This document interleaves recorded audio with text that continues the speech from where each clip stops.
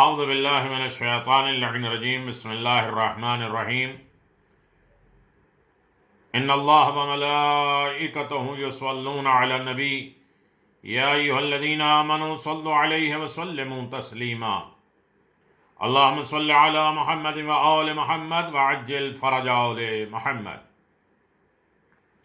سامعین ناظرین گرامی قدر، ولادت با سعادت خاتم النبیین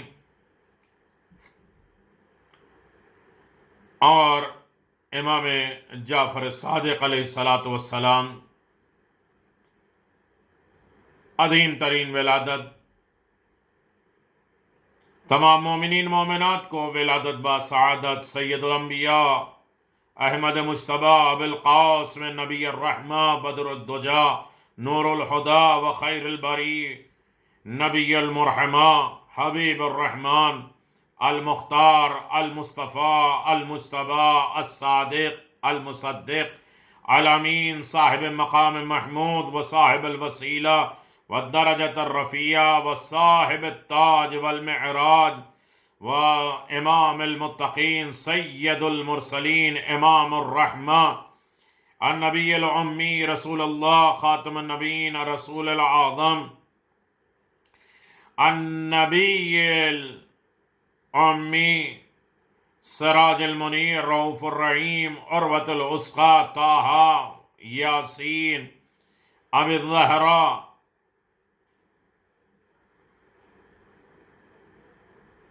جد الحسن والحسین خاتم النبیین اور امام جعفر صادق علیہ السلام، صادق مصدق محقق کاشف الحقائق فاضل طاہر قائم منجی صابر امام جعفر صادق علیہ السلام دل کے انتہا گہرائیوں سے مبارکباد پیش کرتا ہوں۔ خدایا آج کی بابرکت شب 17 ربیع الاول کے صدقے میں تمام مومنین و مومنات کی پریشانیاں دور فرمائے، ہر طریقے کی حاجات پوری ہو، رحمت ہی رحمت ہو، اور جہاں جہاں مومنین آباد ہوں ان کے جان مال عزت آبرو کی حفاظت فرما، حفظ و امان میں رہیں، صحت و سلامتی کے ساتھ رہیں، اور روزی جیسی عظیم برکت عزت کامرانی کی زندگی مرحمت فرما، آمین ثم آمین۔ عزیزان محترم، دوسری عظیم ترین ولادت با سعادت آپ جو منا رہے ہیں وہ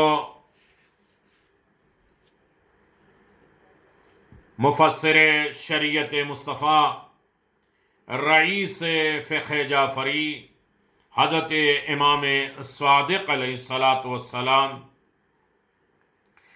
سب سے پہلے جو گزارشات آپ حضرات کی خدمت میں جاری اور ساری تھی، پیغمبر اسلام کی تعلیمات اور امام جعفر صادق علیہ السلام کے تعلیمات آپ حضرات کی خدمت میں پیش کی جائیں گی۔ رسول خدا صلی اللہ علیہ وسلم فرماتے ہیں، اے علی، مومن کو چاہیے کہ 7 خصلتوں سے عادتوں سے مالا مال ہو، حوادث کے وقت، حادثے کے وقت، مشکلات کے وقت ثابت قدم رہیں، مضبوط رہیں،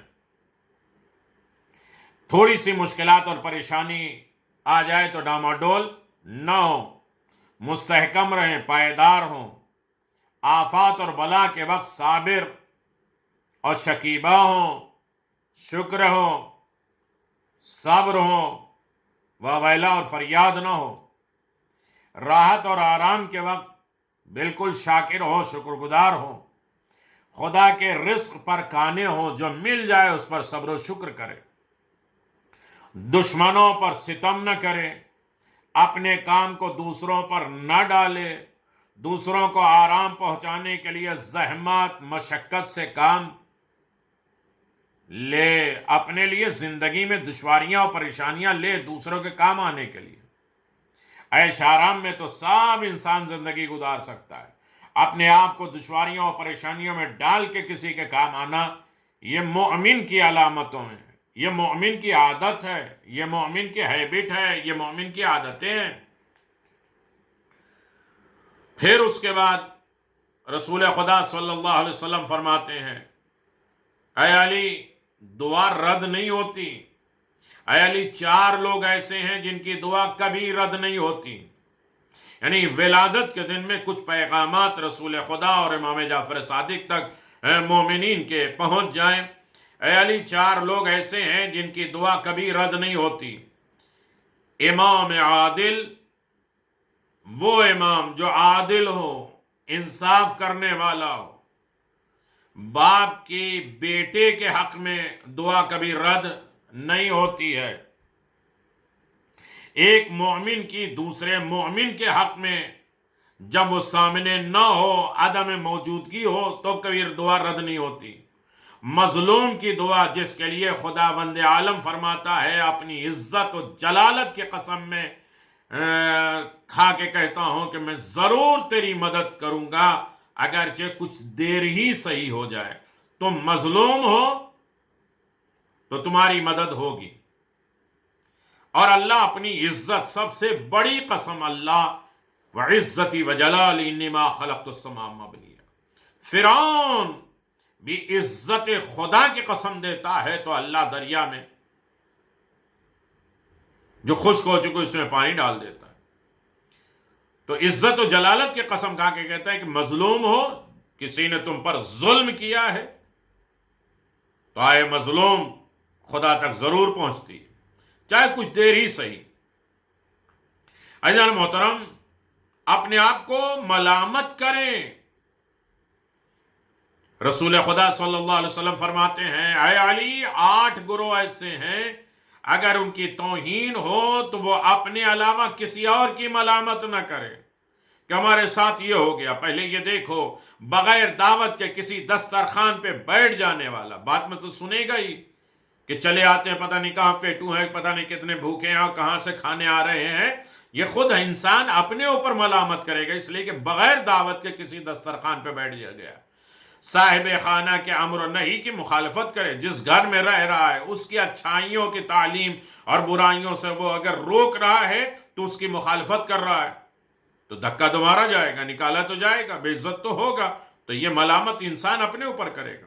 دشمن سے نیکی کی امید رکھنے والا، کبھی بھی انسان دشمن سے نیکی کی امید نہ رکھے، اگر رکھتا ہے تو خود اپنی ذات پہ وہ ملامت کرے۔ پس پشت نیکی کی تمنا، خبیث انسان ہے، پست انسان ہے، اس سے نیکی کی توقع رکھنا یہ کیا ہے؟ یہ اصل میں انسان خود اپنی ذات کے اوپر ملامت کرے۔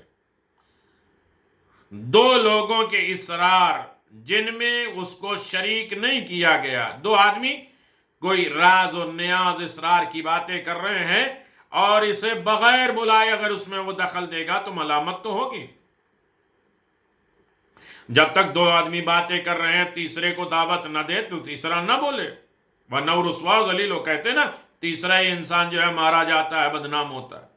تو اسی لیے کہ ہمیں کیوں دخل دینا ہے؟ بزرگوں کی تحقیر کرنا، جو بزرگوں کی رسپیکٹ نہیں کرتے، بزرگوں کو حقیر جانتے ہیں، انہیں ذلیل کرتے ہیں، وہ اصل میں خود اپنے آپ کو ملامت میں کریں۔ انہوں نے برائیوں کا دعوت دے دی۔ ایسی جگہ بیٹھنے والے جس کا وہ اہل نہ ہو، اس لیول، اپنے لیول سے اوپر کہیں جگہ بیٹھ گیا جس کا وہ اہل نہیں ہے، ممبر پہ بیٹھ گیا، ممبر پہ بیٹھنے کے لائق نہیں ہے، غلطیاں ہوئیں تو انسان اپنے اوپر ملامت کرے۔ ایسے شخص کے ساتھ بات کرنے والا جو اس کی باتوں پر توجہ نہ دے، لگے ہو تم بولے جا رہے ہو، وہ اپنی باتوں میں لگے، تمہاری باتوں پہ توجہ نہیں کر۔ تو ایسے لوگوں کو چاہیے کہ وہ خود اپنی ذات میں ملامت کرے۔ اے علی، پروردگار نے بد زبان اور لوگوں کو برا بھلا کہنے اور سننے والے کو بہشت حرام قرار دیا ہے۔ اے علی، پروردگار نے بد زبان اور لوگوں کو برا بھلا کہنے اور سننے پر بہشت کو حرام قرار دیا ہے۔ بد زبانی نہ کرو، دوسروں کو برا بھلا نہ کرو، گالم گلوچ نہ دو، غیبت نہ کرو۔ علی، خوش نصیب وہ ہے وہ شخص جس کی عمر لمبی اور اعمال نیک ہو۔ اے علی، مذاق نہ کرو کہ یہ تمہارے وقار کو کم کر دے گا، رسپیکٹ کو کم کر دے گا۔ ہر انسان کسی نہ کسی سے مذاق کرتا رہتا ہے، تو مذاق نہ کرو، وقار ختم ہو جائے گا۔ جھوٹ نہ بولو، یہ تمہارے چہرے کی نورانیت کو زائل کر دے گا۔ کاہلی اور سستی نہ کرو، کیونکہ کاہلی کی وجہ سے تم کسی بھی شخص کا حق ادا نہیں کر سکو گے۔ سب کے حق ہیں، ذمہ داریاں ہیں ایک دوسرے کی، لیکن اگر تم یاد رکھو کاہلی کرو گے، سستی کرو گے، تو کیسے اپنا پیٹ بھی نہیں جو تمہارے حق ہے، گھر والوں کے، دوسروں کے بھی کام نہیں آ سکتے۔ بے حالی اور بے تابی کا مظاہرہ کرنے کی صورت میں حق بات پہ صبر نہ کر سکو گے۔ جب بے تابی ہو، بے حالی ہو، جلد بازی ہو، تو حق بات پہ کبھی صبر نہیں کر سکتے۔ لہذا ہر عالم میں علی ابن ابی طالب علیہ السلام نے فرمایا ہے کہ انسان اپنے اوپر یہ ملامت کرتا ہے۔ خداوند عالم کی بارگاہ میں ہمیں دعا کرنا چاہیے۔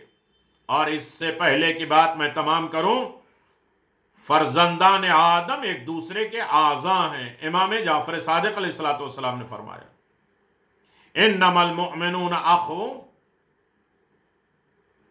بنو آب ام وَإِذَا ضَرَبَ عَلَى رَجُلٍ مِّنْهُمْ عَرَقَ مِنْ صَالِ الْأَخْوَانِ، مومنین آپس میں ایک دوسرے کے بھائی ہیں اور سبھی ایک ہی ماں باپ کے فرزند ہیں، اس لیے جب ان میں سے کسی ایک کے بدن کا کوئی حصہ تکلیف میں نظر آتا ہے تو دوسرا تڑپ جاتا ہے۔ اس حدیث میں اتحاد کی بہترین تشبیہ دی گئی ہے، اور ایک ایسی تشبیہ جس کو ہر انسان درک کر سکتا ہے۔ مومنین کی مثال آپس میں ایک بدن کی ہے، ایک خاندان اور ایک بھائی کی ہے، لہذا ہر مسلمان کو ایک دوسرے مسلمان کا خیال رکھنا چاہیے، ایک دوسرے کی فکر مند رہنا چاہیے۔ جیسے بدن کا کوئی حصہ پریشان اور تکلیف اور محسوس کرتا ہے تو دیگر بدن کے اعضاء بھی پریشان ہو جاتے ہیں۔ جس میں کہیں کسی حصے میں تکلیف ہو، پورے باڈی کو تکلیف کا احساس ہوتا ہے۔ اسی طرح اگر دنیا کے کسی حصے میں کوئی مسلمان تکلیف پریشانی میں ہو تو ہم بھی اس کے احساس کریں، اور جہاں تک ممکن ہو سکے ان کی پریشانی تکلیف ختم یا کم کرنے کی کوشش کریں۔ نہیں کر سکتے کم از کم دعا کریں اور ان کے لیے تڑپیں۔ پریشان ہو، اصول کافی جلد نمبر 2 صفحہ نمبر 165۔ وصدق اللہ العلی العظیم وصدق رسولہ النبی الکریم وصلی اللہ علی محمد وآل محمد وعجل فرج آل محمد۔